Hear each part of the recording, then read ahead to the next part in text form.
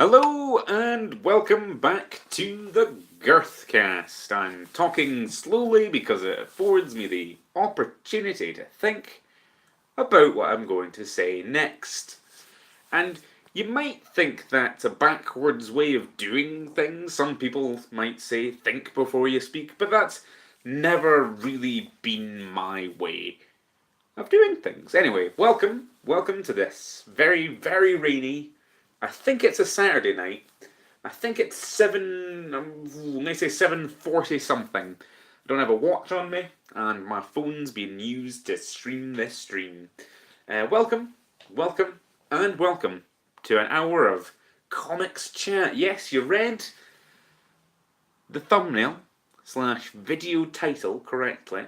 This Girthcast is going to be entirely dedicated to comics because, of course, it's not. It's not going to be entirely dedicated to comics because we're going to be pattering about most things, really. I think I'll focus mainly on a comic in particular, and that'll be the meat of the cast. But we'll talk about other things. We'll talk about because there's been things going on. There's been Transformers reveals. There's been big drops. There's been hot takes and whatnot. So there's plenty to talk about. I did plan on planning. Again, that is a theme with these things. A plan to plan was planned, but it didn't really get off the ground.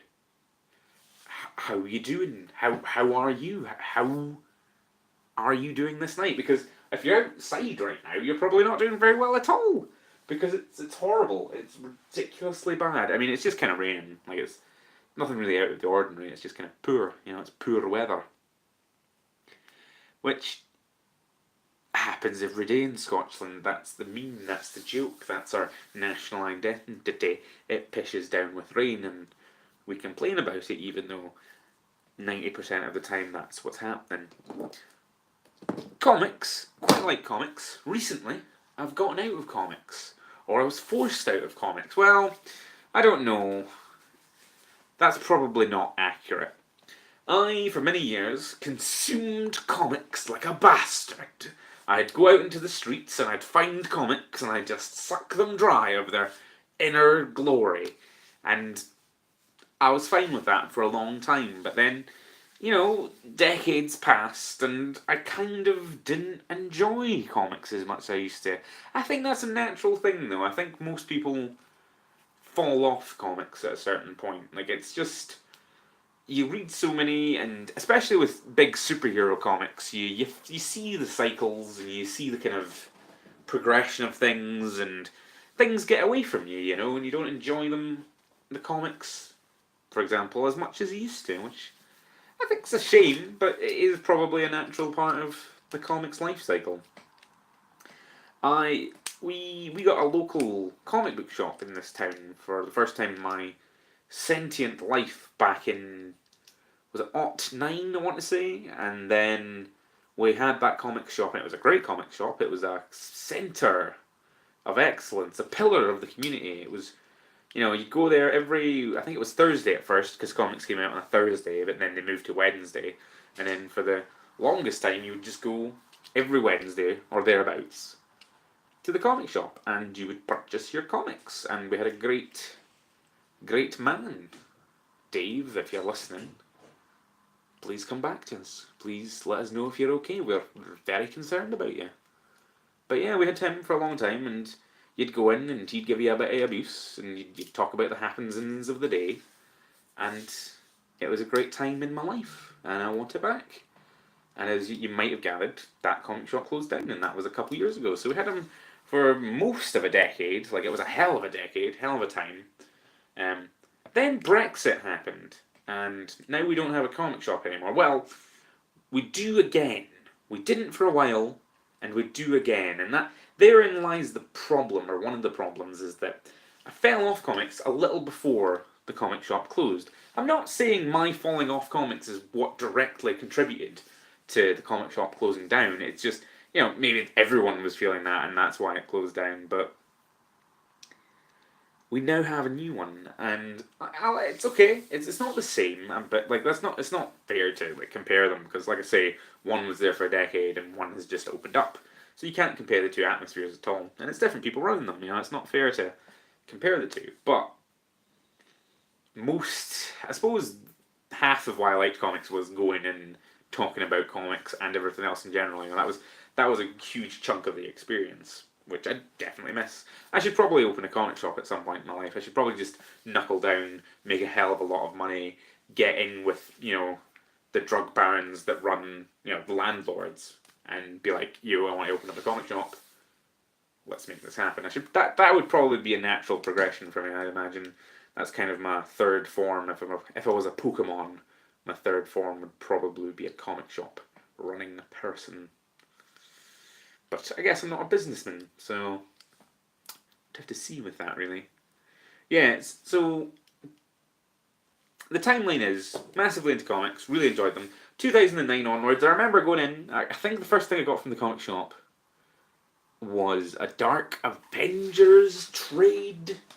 I think it was a Dark Avengers trade. It was the first Dark Avengers trade. That was back in the day, because before the comic shop opened, the comics that I would consume would be in trade paperback or hardback format, and I would get them from Waterstones, the bookshop, and they were good, but they are about, or at least back then they were some time behind current events, because you'd have to wait for like 6 months for a trade to, for the issues of the trade to be made, come out, and then you'd have to wait even longer for those issues to be formatted into a trade. It's a lot quicker now. Like, Marvel have put their Disney money into just being like, 6 weeks, 6 issues, done, put out a trade 10 minutes ago. Like, it's kind of crazy how fast Marvel, and I assume now DC as well, can put out a trade these days. And I mean, that's a whole other kettle of fish. We'll talk about that later, being one of the Girthcast's famous catchphrases. We will talk about that later. But yeah, I remember getting Dark Avengers and then going in properly, and the first like American direct issue comic that I picked up was a Spider-Man comic, and it was the issue just prior to the Gauntlet. If you remember the Gauntlet, have some points. The Gauntlet was I remember being pretty good arc of Spider-Man. I mean, a lot of things don't hold up, and it was only like 9-ish years ago, but maybe it doesn't hold up these days. Did it lead into like Kraven's first hunt or something? It led into a Kraven thing. They brought Kraven the Hunter back from the dead, which, fair play if he was dead from the 80s onwards. Like, Kraven's Last Hunt is a hell of a... I don't know if I like it, but it is visually stunning, and the fact that they made like a gritty 80s Watchmen-y thing out of Kraven the Hunter is pretty magical.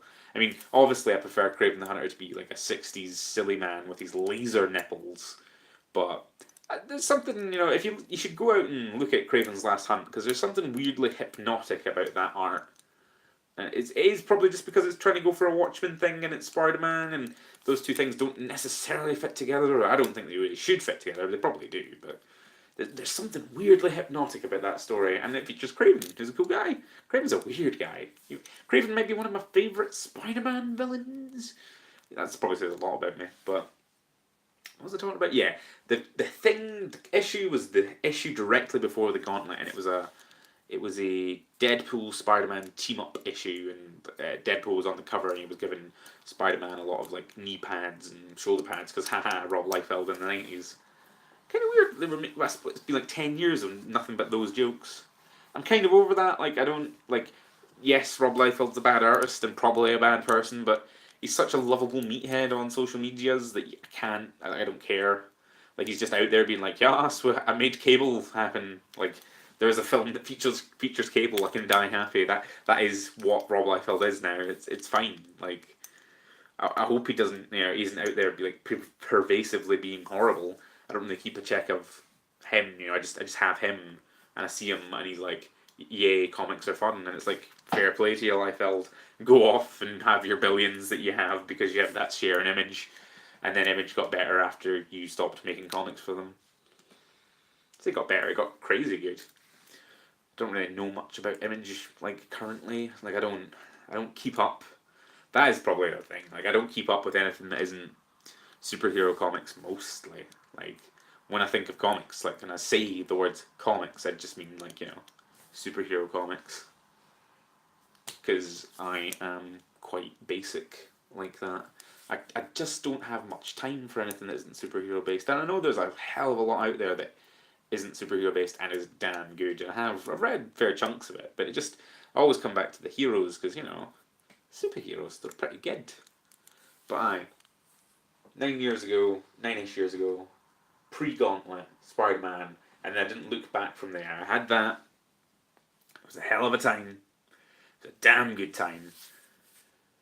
I only got Spider Man for like a year, 2 years, 3 years. I can't remember how long it was, and then I just got.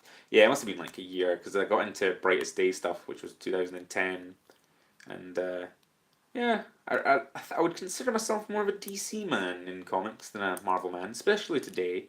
I don't really, I don't know what Marvel's doing right now. I couldn't actually tell you what is going on at Marvel. I've seen a billion different things at once because that's kind of their motto. I say motto, their MO, and that's what they do now. They just put out a billion different books with a billion different things happening. And that doesn't really do it for me. It feels kind of fluffy and meaningless, and I'm gonna try. I'm gonna try to not like be like, oh, it's these SJW books, and like it isn't. Like it's just I don't. I like that tone of book, but I don't necessarily like need that to be every book they put out. And I know Marvel's probably got like a fair spread of like different genres and styles and everything, but it very much just looks like they have like super happy, shiny millennial fun time books all the time.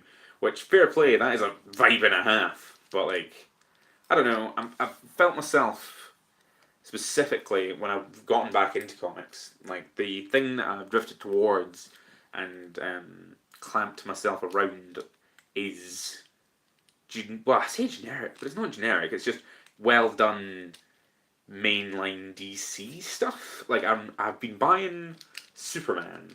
Like I went into the comic shop and I was like, can I be put down for Superman? Superman, basic ass, generic, normal Superman, not Action Comics, not Man of Steel, none of this. Just Superman. Give me Superman. Because, if we've not discussed this before, Brian Michael Bendis is on Superman. I was very, I don't know. Things happen and I'm very skeptical about them, is basically how I operate. Like if something happens, I'm usually like, this is happening for this reason. We can't be happy about it. But, I don't know, like... I like Bendis' work. I've read most of Ultimate Spider-Man, which is a hell of a run. Like, he should be commended for that. Like, he did a lot of hella good, like, early noughties teen speak stuff, and then he followed that up with early 2010s teen speak stuff. Like, that run where they're all just living in Aunt May's house, like Spider-Man, Iceman, Human Torch. That run was incredible as well. Like, so he's had multiple hits throughout the decades, and I'm sure he's had legitimate work as well. Like Bendis does a hell of a lot of crime stuff, noir stuff. I can never get into that. Like the closest I ever got to like noir comics was Masks. I think it was called. Do you remember Masks? That was Dynamite Comics' attempt to do a shared superhero universe with pulp heroes, and it worked for a wee while.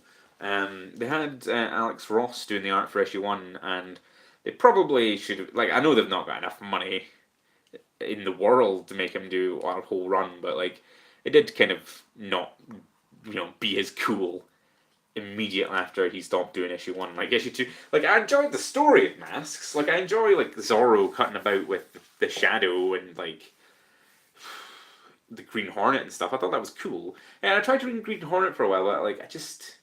it wasn't my kind of level of superheroics, and it just didn't stick with it as much.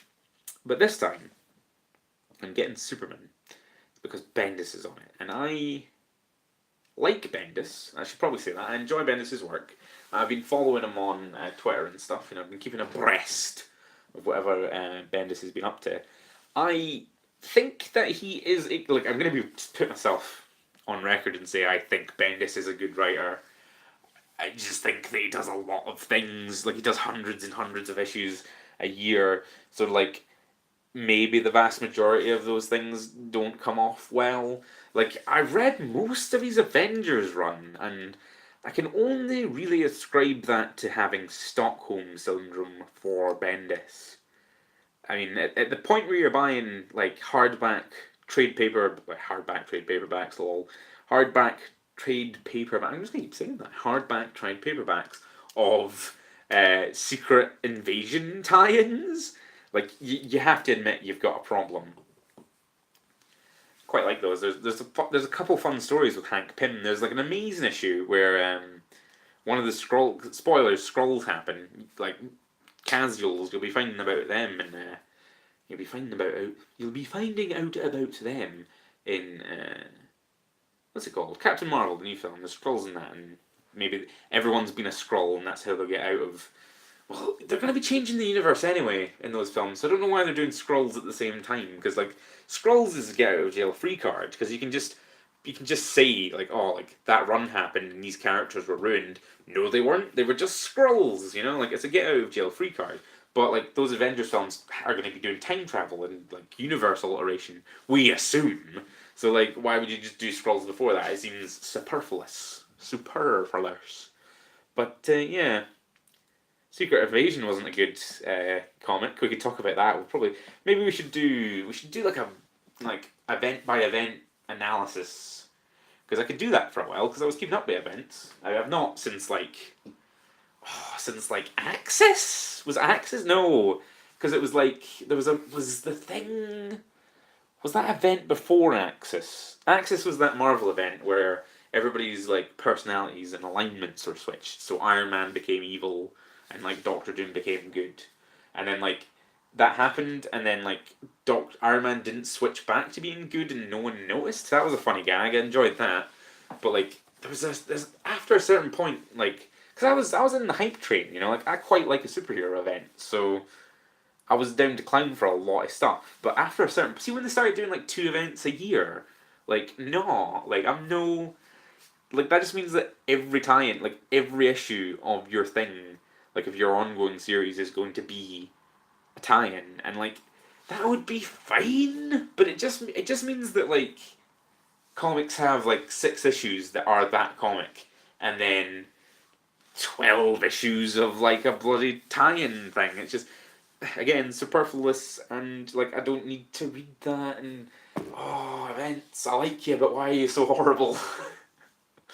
Yeah, yeah, we could totally do like an event by an event podcast thing. We could sit down. House of M would be the first one. I know there's events before it, but like that was my first. I want to say it was my first trade event that I got. Like I think House of M was the first big event I read, and I really like House of M. Like House of M doesn't get enough love. House of M is like a really fun one because it's like an alternate universe thing. Like it's immediately like all of this is just a fun alternate universe thing. We can do a lot of things. We can do a lot of character work, and it doesn't really matter because we know at the end of this it's all going to be reset, and then there's going to be a new thing happening. And like it didn't feel bad like that. It didn't feel like cheap because we all knew it was going to be fun.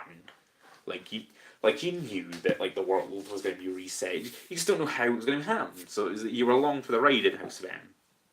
It doesn't feel as dumb as like saying that everything's going to be changed.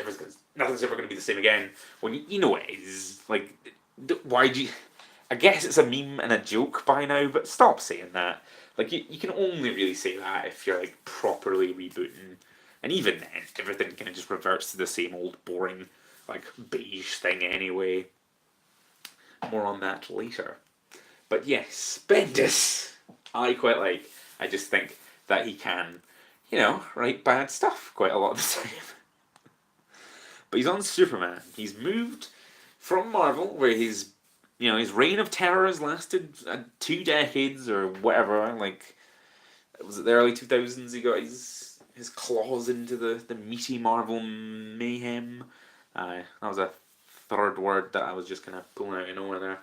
Wish it went better. But yeah, Bendis, quite like. I don't know how I feel about him on Superman. I like Superman a lot. I like him as a character. I like the Superman comics. A lot of media doesn't get Superman right, but I think Bendis is getting Superman right. Like, I was worried that because you're 2 types of writers, right? You're writers that get Superman, your Grant Morrisons of the world, that like get what that character's all about and how he should be written.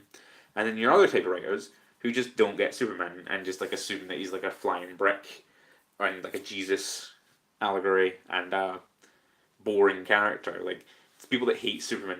You know, Batman fans.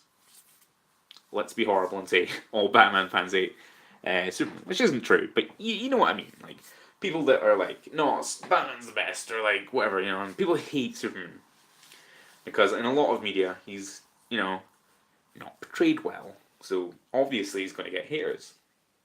But I'm very fervently one of those people that is like, you have to write Superman well, and you have to write him as a chill guy that's cutting about doing things, and not like a kind of demigod or like proper god figure, Jesus allegory that's boring. And yeah, basically we could sit here for 17 hours and talk about every way that Batman versus Superman failed and hurt me emotionally as a person.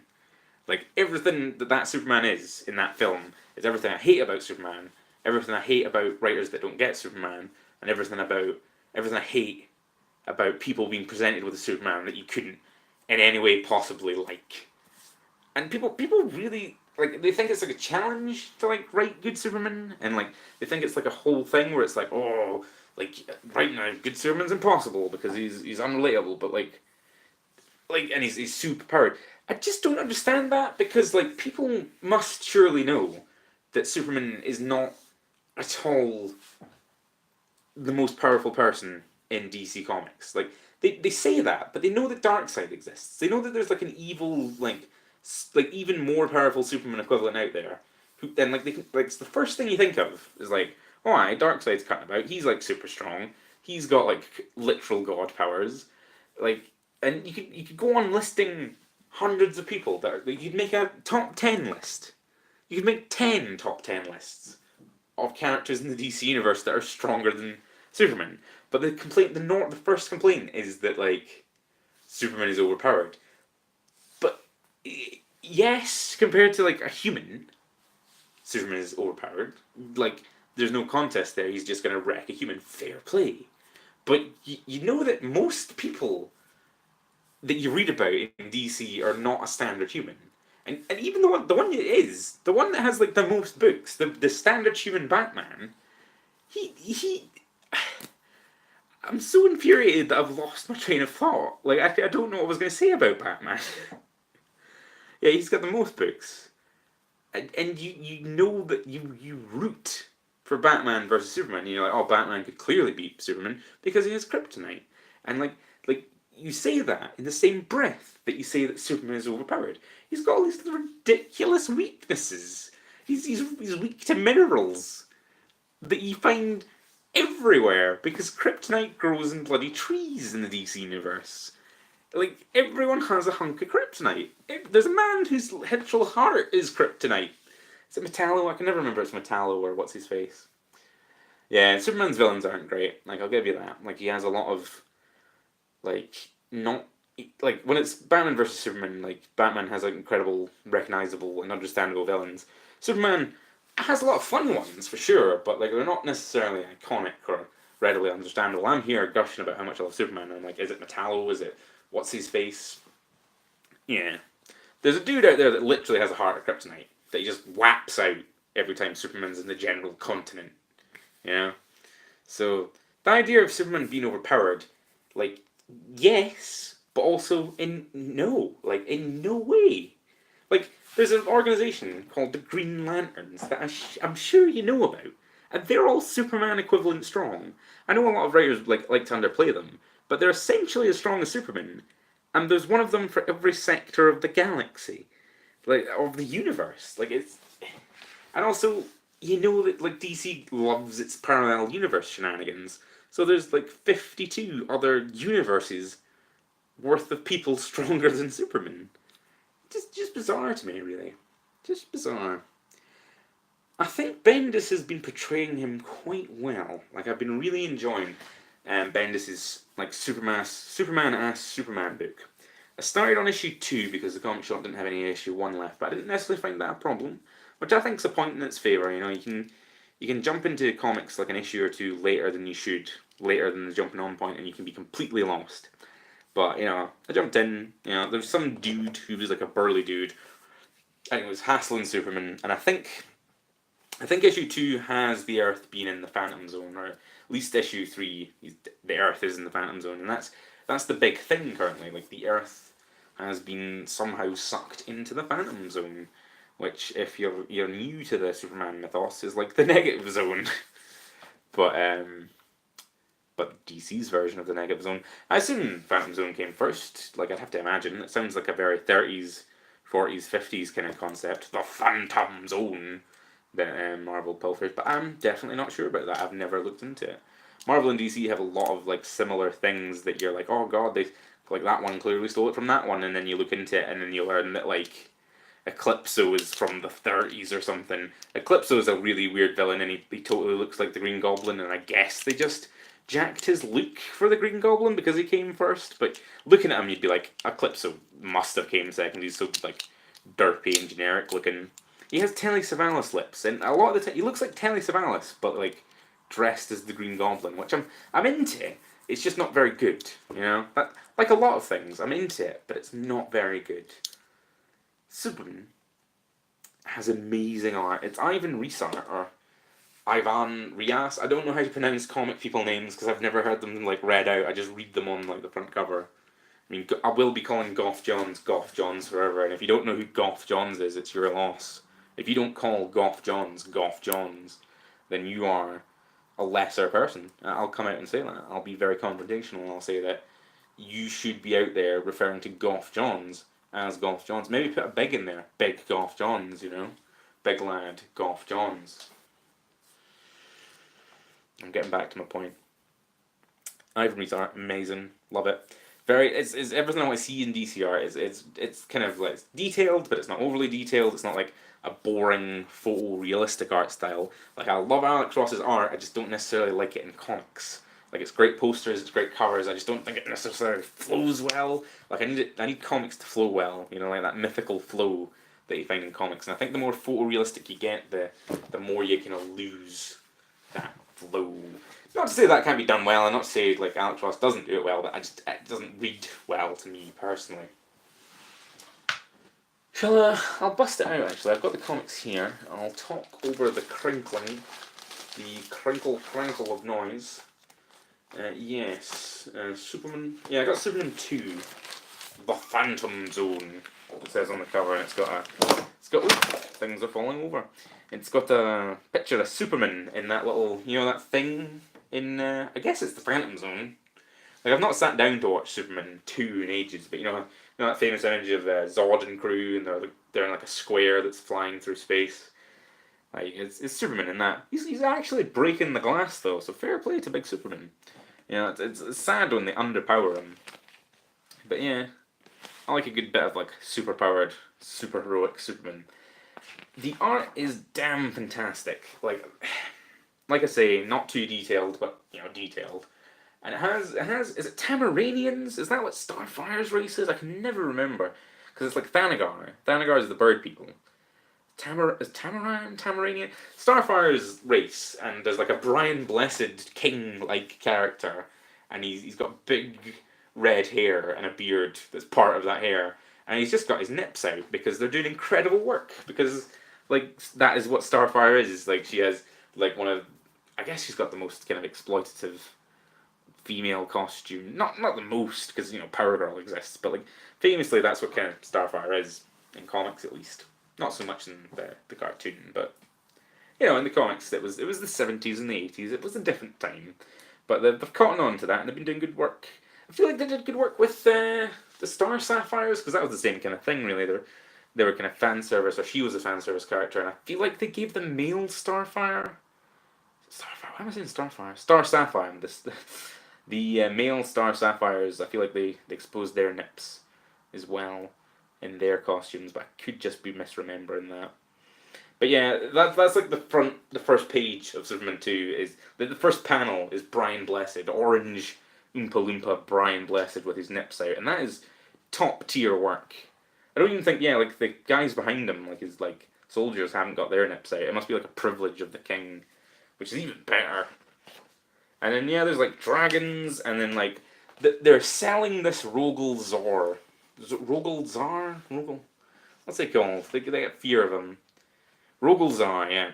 I like the name Rogolzar because it reminds me of Big Rogel Dorn from 40k. And the character is nothing like Big Dorn, Big Rogel Dorn.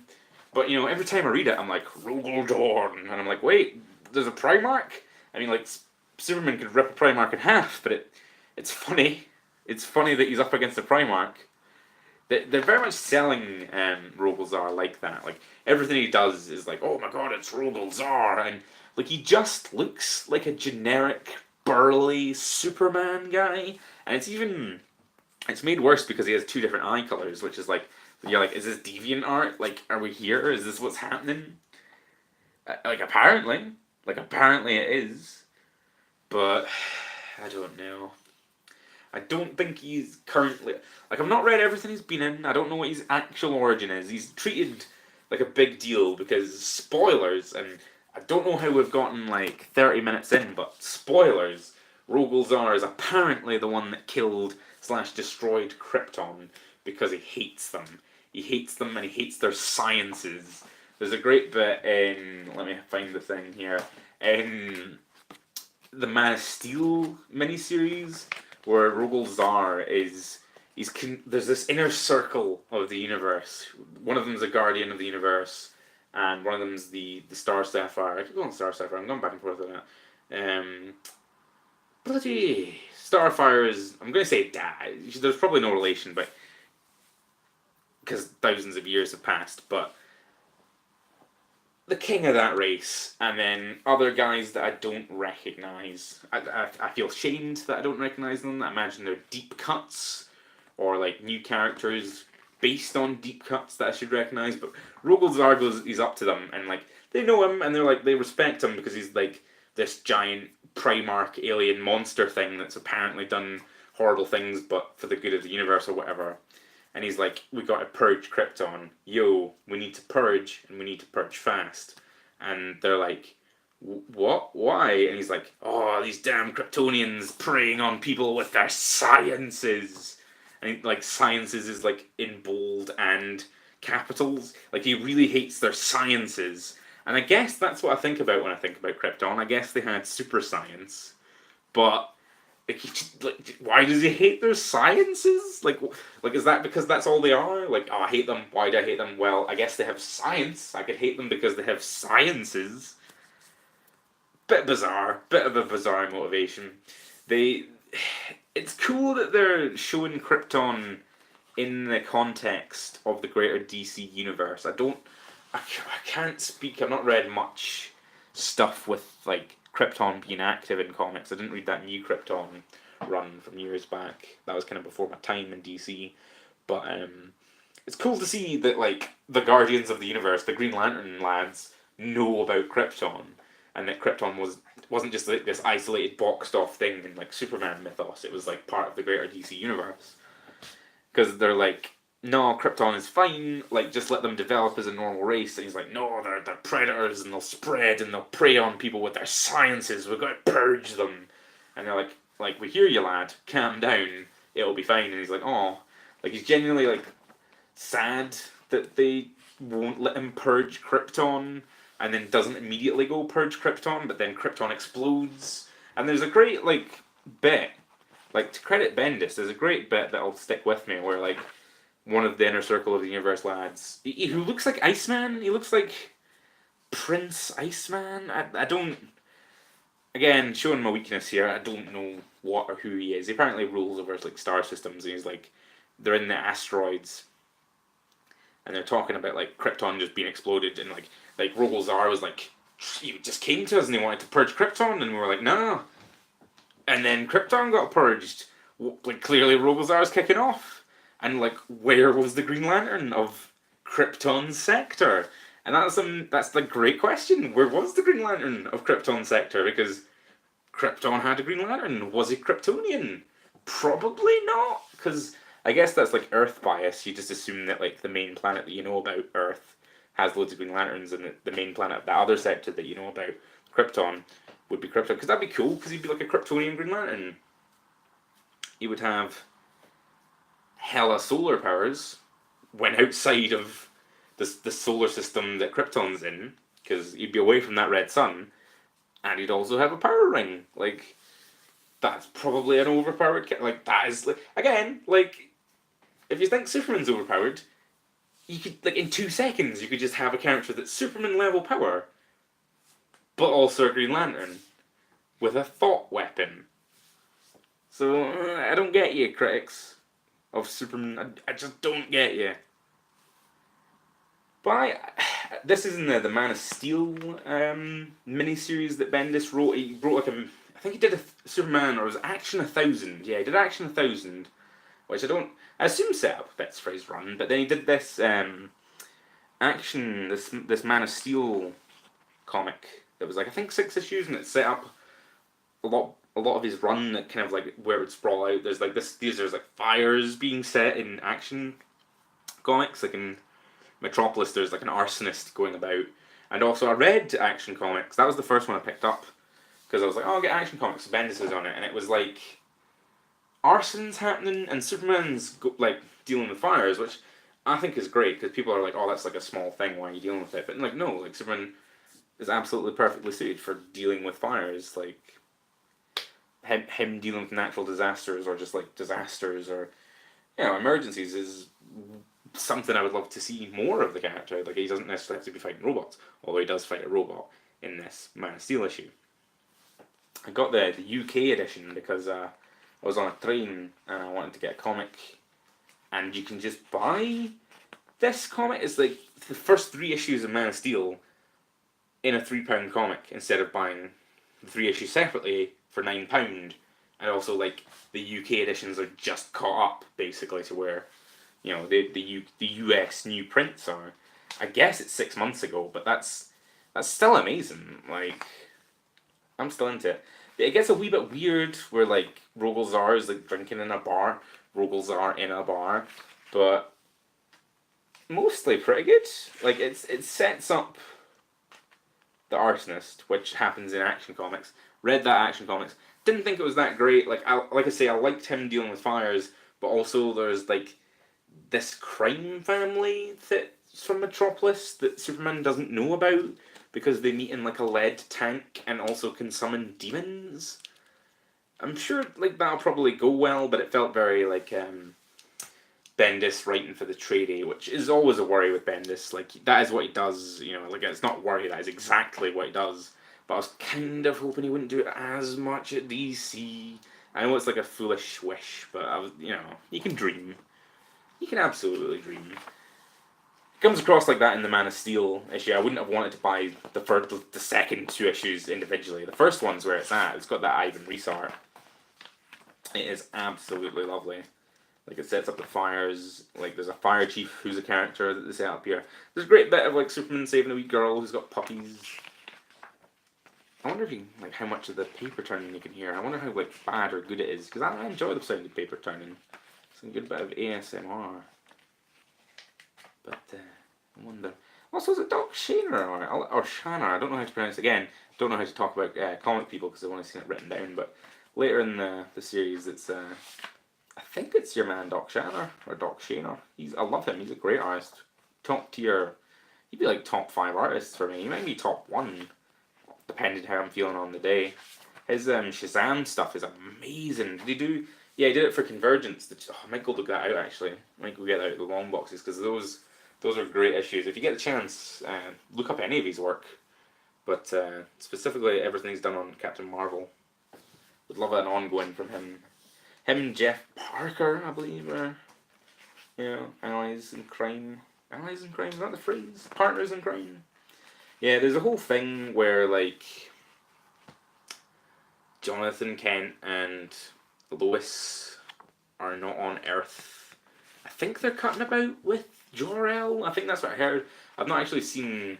They kind of talk around it in a lot of issues because like it's a thing that Lois is not at the planet, and people are the gossip columnist, who's this like millennial woman, who's like, oh, gossip, we gotta like, the only way we can save the paper from the internet is if we like spill the gossip of where Lois Lane is, because she's clearly run away with Superman because she loves Superman, not you, Clark, even though you're married, and like that's fine, I guess, because we're in on the joke, but like I don't care, and I don't want that to be like an ongoing thing, because like it just means that all the bits of the stuff at the Daily Planet are Clark doing investigative journalism, Perry White shouting, and then it ends with like the gossip, like the social media journalist being like, you know, spilled the beans. Where's Lois Lane? I think she's back now. I think did she come back in like Action or something? I've not been keeping up with that, but at the back of one of these issues, it shows her, I think, coming back. So I guess they didn't string it along for too long. Like they could have just exiled like Jonathan and it's John, yeah, like John Kent, his son, away forever. So maybe like it comes across that I'm not enjoying a lot of this, but like I am literally enjoying a lot of it. Especially everything that Ivan Reis is drawing. There's a lot of like big splash pages of them selling Rogel's Eye that look great, but I'm not less like necessarily into because I don't care. He's just a big like yet another big burly generic Superman villain, and I think they should be getting away from that. Like you've already got Darkseid, like you've already got your big burly anti-god. That you don't have to do more of them, and you've already got your like Hulk mindless destroyer Doomsday guy. So you've got a couple of like big burly lads that you could just put in this, like. And I guess it kind of feels like they're trying to give Rogelzar, because like they've given him Krypton, like that's his big kill, and that's his big like connection to Superman. Like he is, they've retroactively, I guess, made him the reason why Superman exists, because Superman had to be sent away. Why did he have to be sent away? Because Rogelzar killed the planet.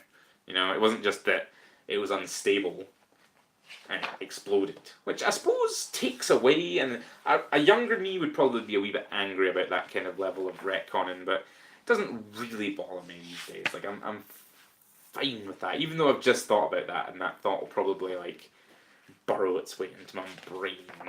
Damn it, Bendis. There's a lot of good stuff of Superman saving bits and bobs of the Earth from the Phantom Zone fallout. Apparently being in the Phantom Zone's not great because there's not a sun, and I imagine like the Phantom Zone sustains you somehow, but it is making a lot of people sick. There's a great / terrible panel of Superman calling Batman for help, and Batman can't help because he says he's not good and he's poisoned, and he's just in the bathroom like sitting like huddled near a toilet, puking into a toilet, and like the puke is like kind of falling out of the toilet. Like, I don't really know how I feel about this panel of Superman or Batman being sick into a toilet. And it's like his bathroom as well, because it looks quite nice, it's quite lush. There's a wee bell that I imagine it uses to call Alfred. It's a weirdly, like, realistic and good, but also bad panel of Batman. It's an intercut, because it's like, it's cut between Superman saving a jumbo jet, like that's one panel, and then there's the panel of Batman being sick into a toilet, and then the next panel is Superman saving a train, like Superman will do.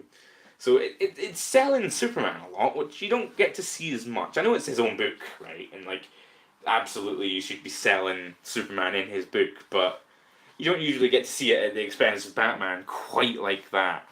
It doesn't feel offensive. Like it should. Like it should feel like it should be like, oh, you're lowering superheroes, like you're bringing them down, and like, but like it's vaguely fine when it's Batman. Like I don't necessarily feel bad about that. And like I say, there's a lot of good bits of Superman saving folk, which should be the thing he does most. Like I know he's like a Goku type, and you can like have Superman, Superman verses just all the time. But like that should be mostly cut with him like saving folk. I really like Superman Returns for that. See that end scene where like the Kryptonite Mountains causing trouble when he has to fly around the city and save folk. That's great. Like more of that. That is the character to me.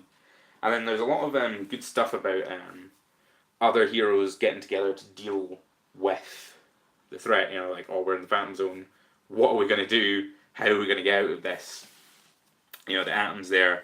Flash is there. A lot of them are being sick. Like, I think Flash goes to the hospital because he's sick at one point. But, like, I'm such a Flash, at least comics fanboy, that I'd be like, the Flash can't get sick. He'd just like vibrate his molecules until something happened. Because as much as the Flash is a great character, that's mostly what he does is a lot of vibrating and a lot of just running really fast. And then there's a lot of pages of like Rogel Zor. Like the last page in issue 2 is Rogel Zor. Rogel Zor? I'm never gonna get it right. Big Rogs flying this like Nurgle looking dragon. It's a dragon that has like a mouth, like a reveal, it's like a cool mouth thing, and then he's got, I guess not wings. He's like a fish dragon, but his spine is made of skulls, which is metal AF. Also, the paper quality is something we should talk about at length. Like, it feels like a lesser paper quality, but therefore better. Like, it feels more pulpy and great. Like, it definitely helps. I don't know if they're just doing it for this story. I should probably check it with other DC comics. I can do that, actually, because I've got another one. But it really enhances the quality of the comic. I have a lot to say about Superman having pants again. I love it. Superman should always have his pants. It's a great thing. I don't necessarily thank, Bendis for it. Like, I know that's probably written into his contract at DC somewhere, is that he'll come to DC, he'll bring in the money, but Superman has to have his pants back. That's great. That's great that he wanted that. It's just like, I'm not grateful for it, because it's like, people were doing great work with Superman immediately before Bendis took over. Like, that run in Rebirth was great. Like, everything about it was fantastic. And like, you could clearly see that the artist, or at least one of the artists, was just drawing the pants on, and then some poor guy had to come in and like shadow them out. Because there's like a lot of shots of like Superman standing about, and like just his crotch, like his pant area, is just shadow. Because they're like, guy, this is New 52 Superman, or at least this is Rebirth Superman. He doesn't have the pants. I know there's some great and terrible universe retconning that happened around Superman, specifically the New 52 and the post-crisis guy fusing into one, and I'm all about that.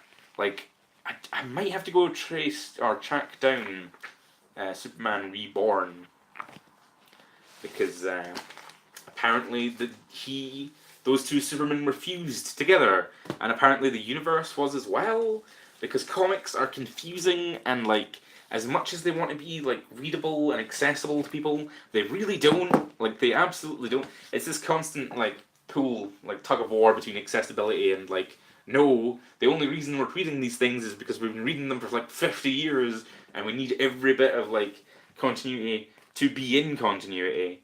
And I guess I'm definitely on that side of the fence. I love like excessive continuity and doing things because of continuity. Definitely has a bad side. Like, there's definitely like ways and easy ways to mess that up, but if you do it well, you're probably going to get my love. I've not read Superman 4 yet. Superman 4, The Quest for Peace. Here we are, we can make that joke. Let's take a moment to feel good about ourselves while I stop talking and take a breath. Oh god, that was a good breath. I should have brought water in. I didn't think I was going to get this. I didn't think I was going to be this animated tonight. I'm very tired. Yeah. But I've got some spare time, and I thought I'd just bang one of these out when I had the chance. Not read Superman 4, The Quest for Peace. It has a holofoil cover because that's the gimmick this month. I kinda like and hate DC for their like continued dedication to doing gimmick months. I can't remember what the first one was. Was it Villains Month, where they had like holofoil? Was it holofoil? Was that the term? Holographic covers where you like move them about, and like Batman would change into the Riddler, I believe was one of them, and like the Joker would be normal, but then covered in like ha-has and blood. Like, they weren't great, but they're a good gimmick. They did Villains Month as well. Was that? Am I thinking of the same thing? Yeah, that was Villains Month. Forever Evil wasn't necessarily a good event. I remember a lot of fun banter around it, so I guess I have more fun memories of Forever Evil than I do, actual memories of what the comic entailed. I know there was a Bizarro or a B-Zero, and they also have a Bizarro. I guess it's fine for Bizarro to be a continuity nightmare. I guess that's in character for Bizarro, but Jesus, people are getting screaming. I think they're fine. I think it's just that they're siding. That these people that were screaming outside are just by the side of the road and got splashed. I can't see a slasher killer like monster out there, but that's the thing. You can never see them. I'll turn around and you'll be like, Jesus, he'll be right there. You see? It's easily done. It's easily done. Looking forward to reading Superman 4: The Quest for Peace. It looks like it has some more stuff. Although it looks like it does that Bendisy thing of having like action and then it cuts to like, immediately after the action or before. Like there's like a weird time bit that kind of invalidates the main thrust of the action, which that's a Bendisy thing. Also, like most of the ads are like for the Flash TV show or for more Bendis comics, which that's fine. Like you've moved to DC, you're the big talent. You're getting your stuff advertised. Yeah, he knows how to negotiate, I'd imagine, or at least he has a guy that knows how to negotiate. I imagine that Ivan Reis will probably not do. Well, I don't know how. Did he do like 24 or 12 issues of Aquaman? Hopefully, he does like 12 issues of Superman. I could do with a solid year of Reis. I don't know.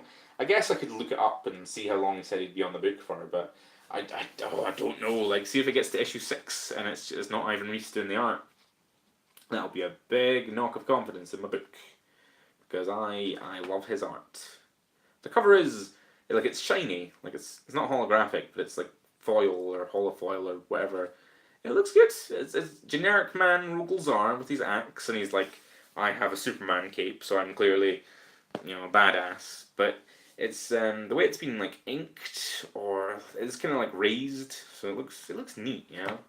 I'll need to get it into a bag and board because I'm one of those people that likes to keep my comics pristine. Not mint, because I'm not like some sort of monster that wouldn't read my comics or buy, heaven forbid, buy 2 copies, one to read and one to keep, and then a third one in the trade. Not that level of monster, but like I like to keep them neat because like if I don't, then I'll just destroy them. Like they'll just be on the floor and I'll stand on them and they'll get ripped. I probably didn't need to talk about Superman as much as I did because the main thrust of doing this stream tonight was so I could talk about Heroes in Crisis, the new DC event. Settle down, everyone, okay? Like, it's now 8/9 o'clock, whatever time it is. Get yourself some milk. Get nice and cozy. I know no one's listening, but it helps me structure things if I believe that they are.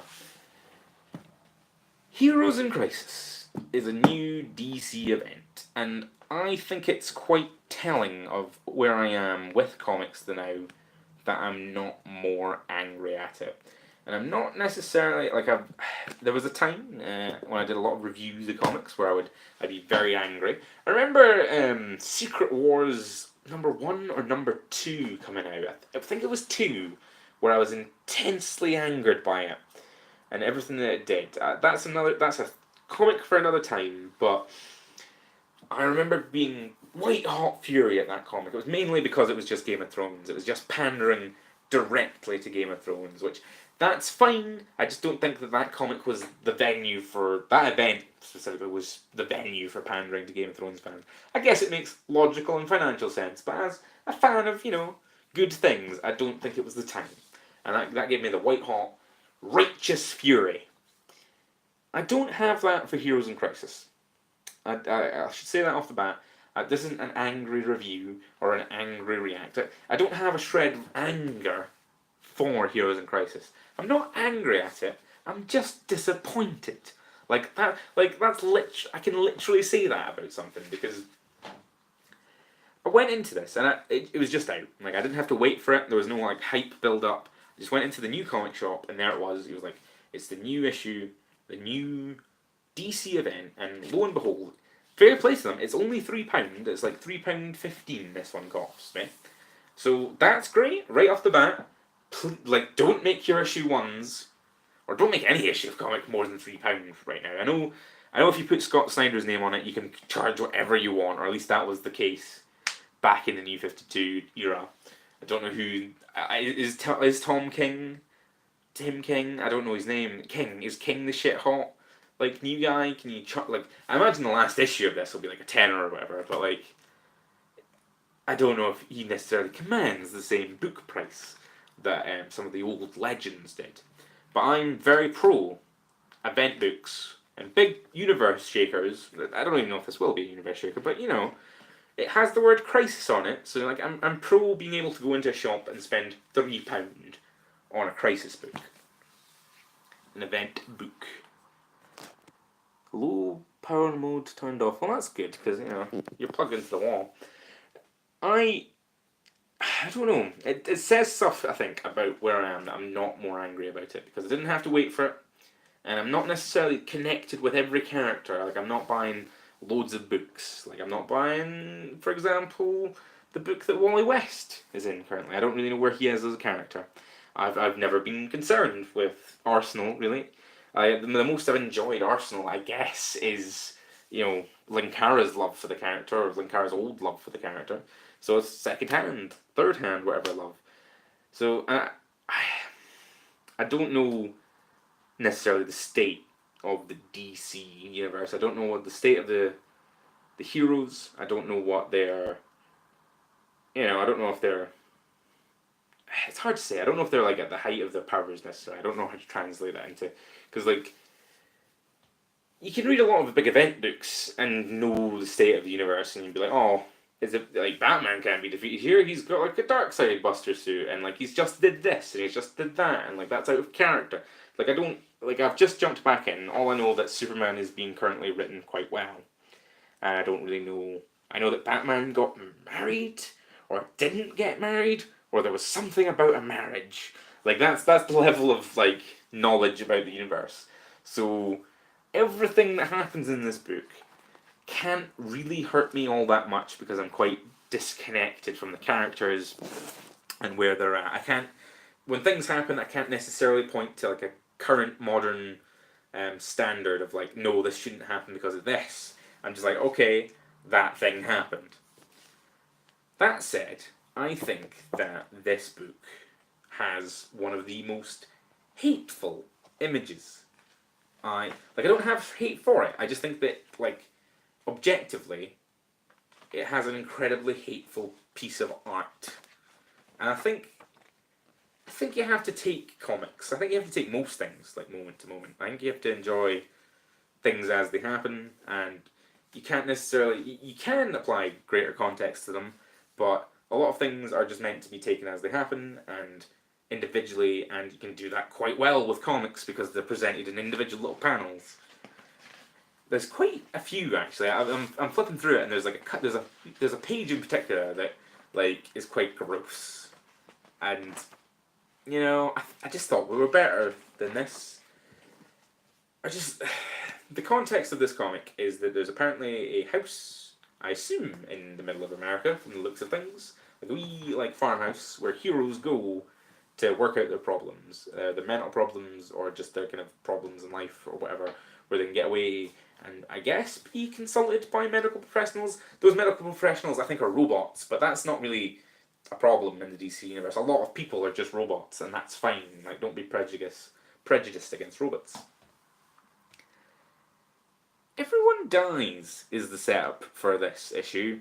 Like, I know that big event comics have high death tolls, and I know they kick off with like big death tolls.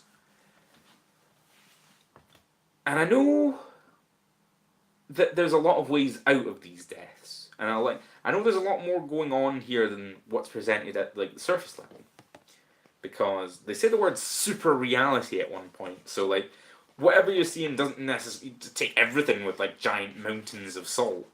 Which, that's like kind of horrible because it's like having your cake and eating it because you get to show like horrible, gruesome, meaningless deaths. But then be like, didn't matter, it's fine, everything's okay. And like, it'd have to be really, really, really good for me not to be upset by that because like, what's the twist gonna be? Like, because like there's a twist and like, oh no, everyone's fine because this.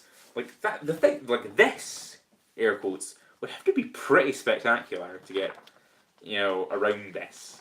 Like you could just say it's like a dream or it's the Matrix or like, an imaginary story or whatever. But in 2018, I think you have to be doing a wee bit better than that. The main thrust of the issue, the spine of it is two things. It's Batman, Wonder Woman, and Superman flying to this house and finding everyone dead. By everyone, I mean like I don't know. There's quite a lot of heroes that I don't know, and to get to the book's credit, there's ones that I've never heard of that it doesn't necessarily do a good job selling me on, but I'm more intrigued. There's like an Ant-Man dude that looks like an Aquaman character. I don't know what he's called. He's called the Blue Jay. Like, I guess he's a bird, but like, is he Mordecai? Like, is Mordecai a Blue Jay? He's got shrinking powers. He has like is it 9 panels to explain himself and his gimmick and his mental failings. And I've never heard of him before, and I'm intrigued. Like the page before it shows his gruesome dismemberment by some crows because he's small, you see, and the crows are just ripping him apart like it's the end of Evangelion and it's Asuka. Bleh, like I guess credit because I'm intrigued to know who he is and what he's been in, and I'd kind of seek him out. I might Google him and stuff. Maybe he's a Tim King original character or whatever. He's a cool design. I like shrinking heroes, but did you have to have him pecked to death? Well, I guess he wasn't killed by the birds, but like the carrion birds are feeding on him. It's just a sad image, and it's not cool. It's not trendy. I don't think you're big because you've drawn this. But I just. So it's those heroes going to find them. There's Hotspot that I've never heard of, and then there's a couple lesser DC heroes that haven't. One of them looks like Abe Sapien, which, again, I don't know who that is. But I don't really. Doesn't excite me that he's dead. Like seeing heroes lying dead, like some of them with tears in their eyes. There's a Hotspot's lying there, dead. Right? It doesn't really show what could have killed them. But I'm not getting any like it's not fun to see this. Like it's not an enjoyable. I just thought we were better than this. Like it's very Identity Crisis-y. If you've read Identity Crisis, I think there's merit to Identity Crisis, and I think there's merit to doing it again or doing the kind of same tonal thing. I don't think that every crisis necessarily has to be like a big end of the multiverse thing. Although I would love that, and I would be just raving about that right now. If this crisis was just like, oh, Earth 30 Blook has been invaded by the Gentry. Like, I'd be like, oh my god, the Gentry. Like, I'm that level of nerd. Like, I'd call myself a nerd, exactly. Get very American talking about it. Yeah, so they go and they find people dead, and then they go in, Superman goes into the house, and lying dead, upside down in a couch, is Arsenal. And I think a lot of people like Arsenal, because he's been in that Red Hood and the Outlaws book for years now, and I guess he's Speedy, and Speedy is a good superhero sidekick, so I guess people like him. So fair play. Like if you're upset that Arsenal's dead, I'm not one of those people because I've never read anything he's ever been in, so I don't feel any other than just like the kind of grossness of like you don't have to kill superheroes. Like it's 2018. Like surely you should be out there doing better stuff.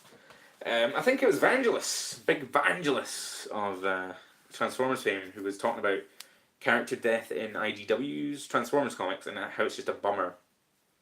Because when a character dies in those books, it's a real shame because most of the characters are really cool guys, and all their death means is you just won't be seeing, for at least a while, more fun stories with those characters. And that I've kind of taken that to heart because unless you're doing like an afterlife thing, unless you kill Thor and then Thor's just rocking about hell and then he goes to Valhalla. Unless you're doing that, once you've killed the character, yes, you get the shock moment of his death. But then you just don't get to use that character for fun things for a while. And then I guess you build up to the return and then you can do fun things, but you're literally just limiting the time you can do fun things with. And that's fine, maybe you want to limit your characters and that can play well, but yeah, you're just taking your characters away when you could be doing fun things with them. The thing that got me about this issue, and the thing that I guess got me to buy it, because I was spoiled on it. I don't care about spoilers. Again, spoilers made me buy this comic. Spoilers make me want to know what's happening. How did we get here? Wally West is just dead right now. I'm not reading Flash. Maybe things have happened over in Flash and Wally West is fine. I've not really been keeping, like I say, abreast of the larger picture. In this comic that I'm reading, in Heroes in Crisis #1, I've opened the page. I think it's the middle page. Or no, it's just off the middle page.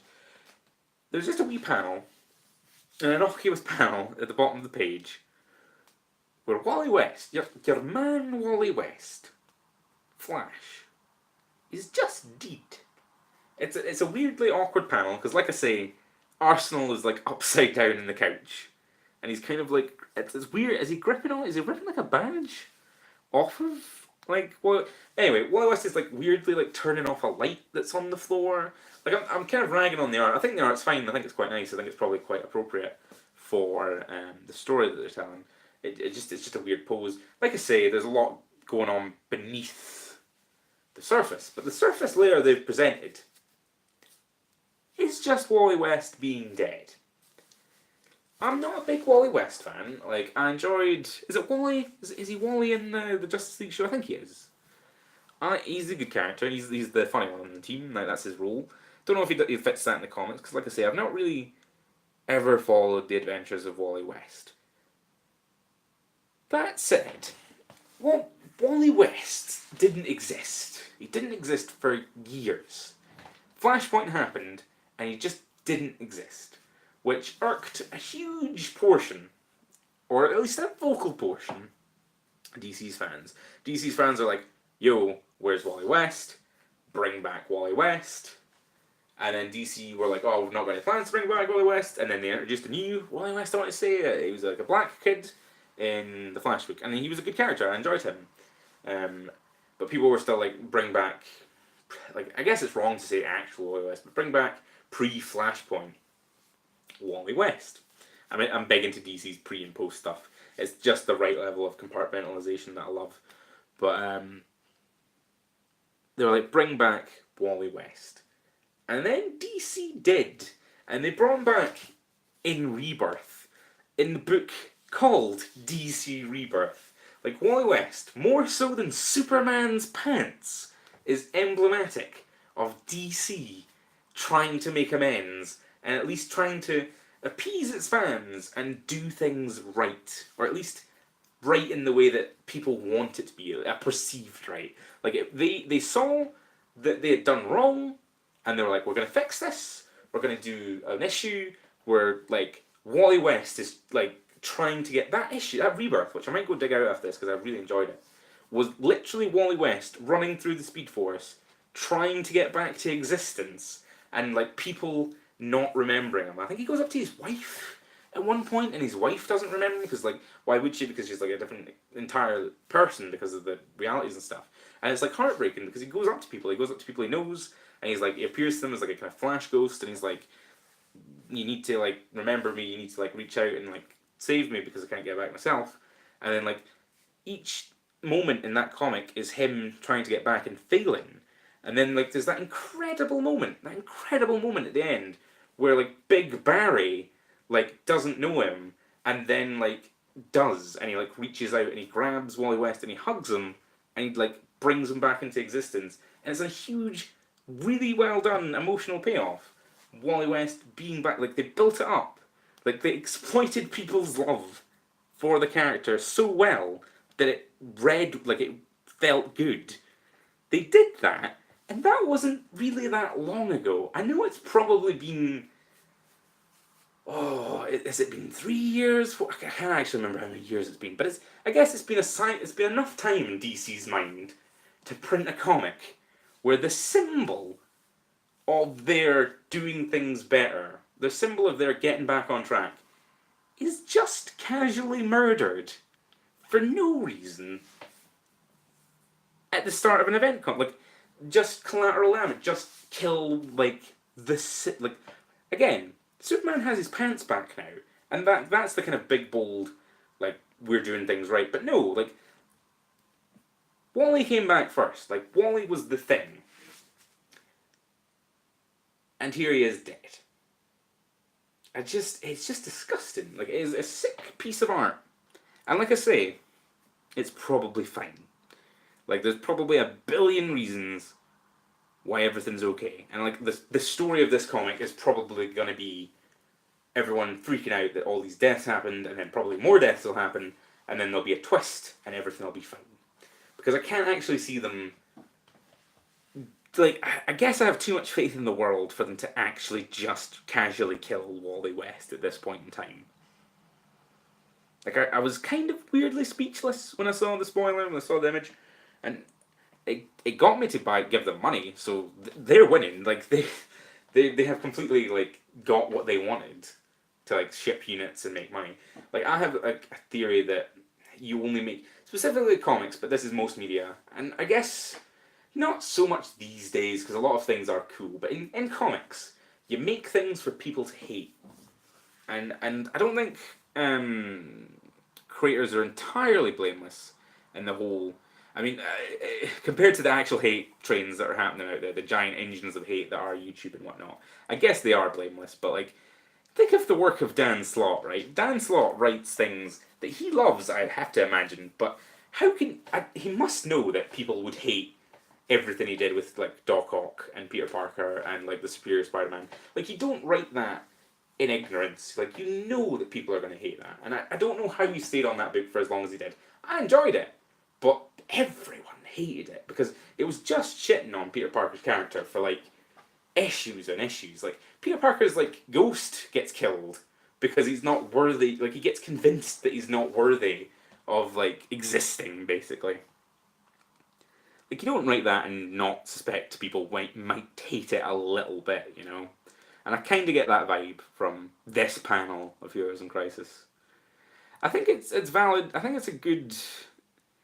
A lot of people are like complaining that the potential of Heroes in Crisis was like just thrown out the window with these deaths in this panel in particular.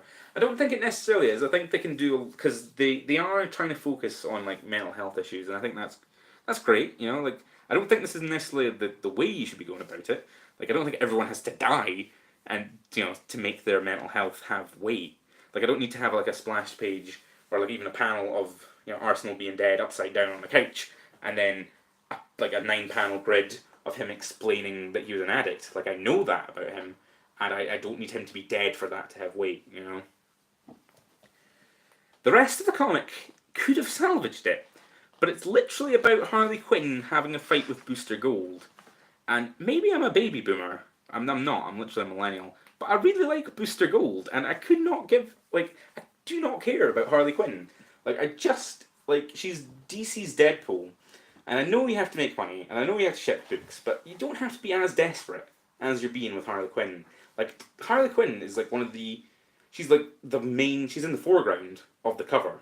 Because I mean, I guess that's fine because she's one of the main characters of this individual issue, and so is Booster. Fair play, and it's like split down the middle. It's quite fair like that, but I don't need Harley Quinn to be the big thing in like the event book. Like she's just a person. Like again, not kept abreast of like the greater DC universe. Someone was telling me she's jacked up on like Ivy, Poison Ivy, Venom or something. I don't see how Poison Ivy. Like we're gonna get into this. Like I'm gonna be that guy. I don't see how Poison Ivy.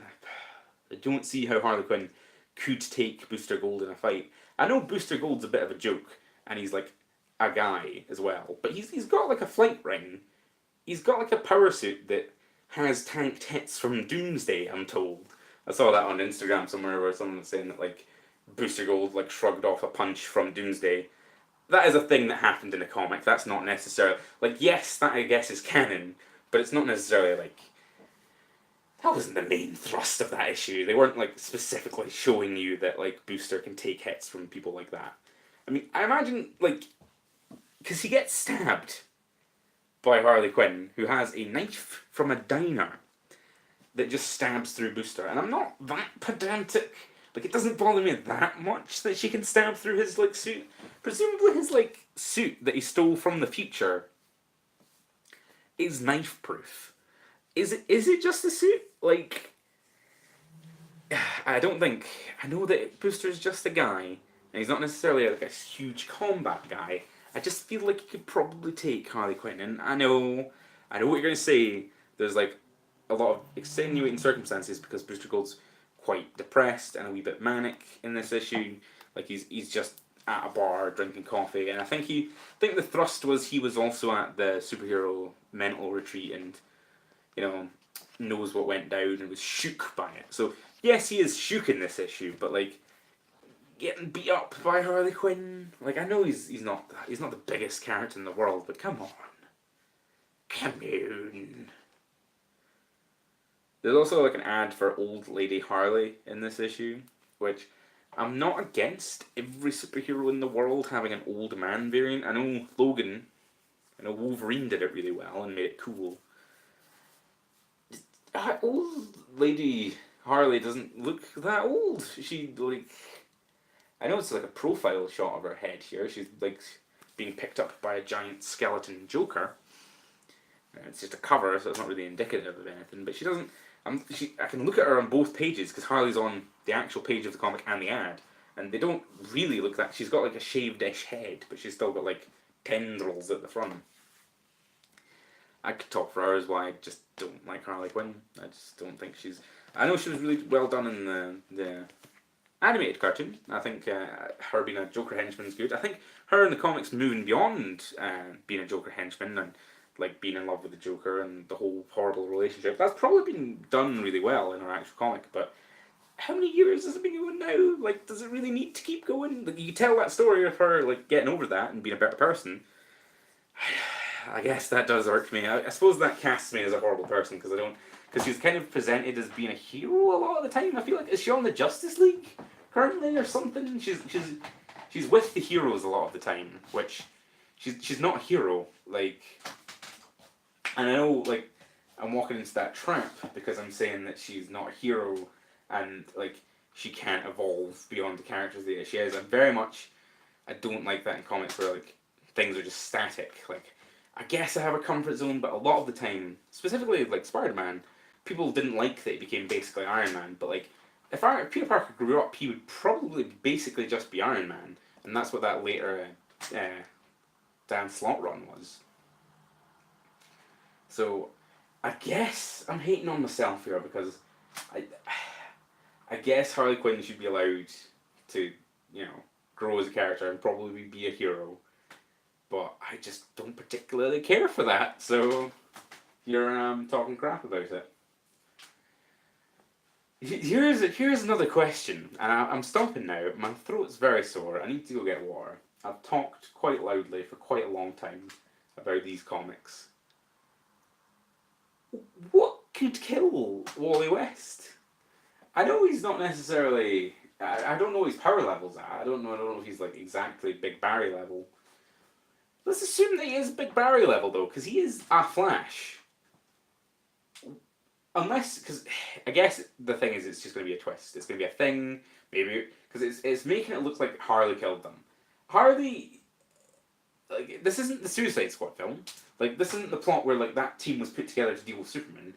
There's just literally no way, fictionally or like in the real world, like sitting down, writing a narrative where Harley Quinn not only killed a bunch of superheroes but killed a Flash.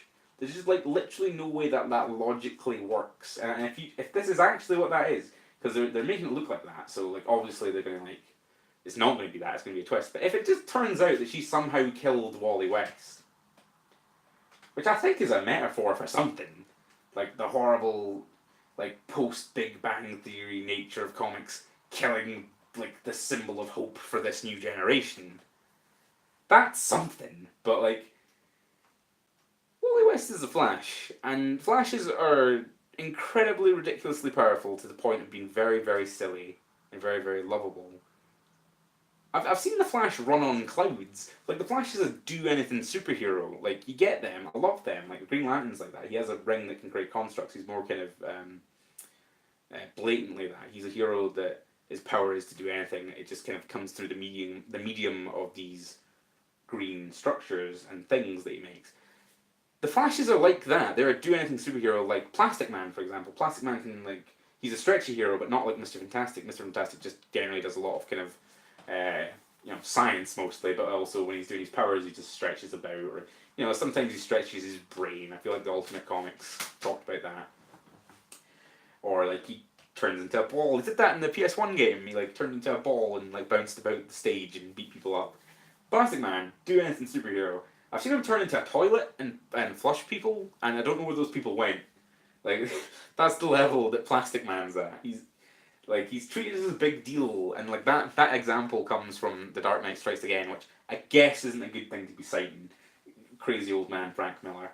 He was really into Plastic Man being like a monstrous god level threat because he could, Batman was saying that if he went mad he could kill us all, which again I don't know why I'm so into that, but think of it like that. Like Plastic Man, because of his do anything nature, is a big threat. The Flashes are like that. The Flashes are basically a do anything superhero, but they're doing that via the medium of running. Like they're so good at running that they can run to other dimensions, or they can run through time, or they can like phase through walls and objects because they can vibrate so fast. And a lot of DC's, a lot of Morrison's stuff bases alternate universes on vibrations because it's on music, you see, and that makes the Flashes ridiculously powerful. So I don't know what could have killed Wally West. Like it's a genuine. It's like not a genuine question because it's a comic, it's narrative, and obviously they're going to bust something out and it'll be a dumb reveal. Like that's all it is. Like it's not like an actual thing that you can sit down and be like, Wally West's power levels are this, this, and this. Like he has these attributes, and like he just couldn't be killed by whatever. But like if you think about it, like the idea of the Flash being killed casually is such a bizarre, repulsive idea that it hurts the brain. Like how could it's flummoxing me. Like I cannot think objectively of a thing that could kill him. Like you're like, all right, he's in this mental hospital, this mental barn in the middle of nowhere, and he's chilling with his panel arsenal. And maybe someone snuck up on him, but like he's the Flash. Like what's sneaking up on the Flash? Like what catches the Flash unaware? Like he can move so fast. He can move like near light speeds. That happens in because you can do infinite mass punches. Like you can go to near light speed. You can go beyond light speed. You can go through time. It just and also the Flashes have so many people coming back through time. Like that's like the thing is that like the Flash or alternate versions of the Flash or the Flash's descendants rock up to the Flash at certain points and they're like, "We gotta fix the future, Marty. Like it's your kids. Like we gotta do Back to the Future again because we're the Flash and we're weirdly time travel based." So you'd think if he was going to get, casually killed, then like some Zoom or some Reverse Flash who was monorail powered in the New 52, we should probably talk about that at some point. You'd think that they would have just rocked back and they'd been like, "Turn around, Flash! Harley Quinn's going to come at you with a knife!" Like, it's just such a bizarre thing. Like, Booster talks about hyper reality. I think, let me have a wee look at the comic. Because he's got the last word and he's like, oh, they're like talking, and maybe it's like a Doctor Who thing. We watched the Capaldi episode lately where he was in his like confession dial. So maybe they're in like a Matrix. That'd probably be my guess, just from the clues in issue 1, that the heroes are kind of in like a Matrix thing and they're like kind of confronting their fears. I guess they're dead though. Like, oh, I just. Like I say, I think that this comic has a lot of potential to be quite good, and I don't think it's necessarily thrown away by this issue. I just think it's quite disappointing that to get people on board and get people talking and get people excited about your big event hype comic. I mean, it's a crisis. It's literally a DC crisis, which are usually big, massive things, and they don't have to be. And Infinity Crisis didn't necessarily prove that, but it took stabs at it. I don't think that you have to kill like half a dozen heroes casually in the opening bit of it to get people on board. You could have done. There's so many pages here you could have done fun stuff with. It didn't have to be just they're dead. We're sad about that. There's stuff going on though, and then like lots of pages of Harley Quinn being like, "Oh, I'm Harley Quinn and I'm mad and I'm going to stab you, Booster," and then Booster being like, "Oh no, I'm just kind of dour about that, really." Like I say, if I was a younger man, I'd be quite angry about the shenanigans that happen here. I quite like the setting. I quite like the middle America because a lot of farm stuff. They have fights in a diner and then they fall into a field, and the art does do a good job of conveying a lot of stuff. And it looks quite nice. It feels quite nice. It's just that the plot is a bit gross. Yeah, where is it? The Sanctuary. It's Kryptonian tech infused with the will of Batman and the compassion of Wonder Woman. And of course, the honor of Superman, like, is for the help the heroes that have seen too much, is what Booster says. Yeah, the robot super reality therapist. Alright. So maybe it's not super reality, maybe that's just a reality therapist? Maybe it just means like one of those kind of talk show hosts, kind of like agony aunt phoning about your troubles. I should probably stop talking now. It's probably been like 2 hours. Buy Heroes in Crisis, I guess, is my. It's interesting. You'll hate several panels of it. You'll be befuddled by some of the deaths, but maybe that'll make you buy issue 2. I'll probably pick up issue 2. I don't know when it's out. Maybe it's out. Maybe it's been out and I've missed it, but it wasn't in when I went to the comic shop the other day. I'll have to ask about that. I'll have to Google about it and see when it's out. Comics are good. You should read comics. I'm going to play us out now with the outro music. There's going to be a loud spike in audio, so if anyone gets to this point, you're a better man than I. Bye.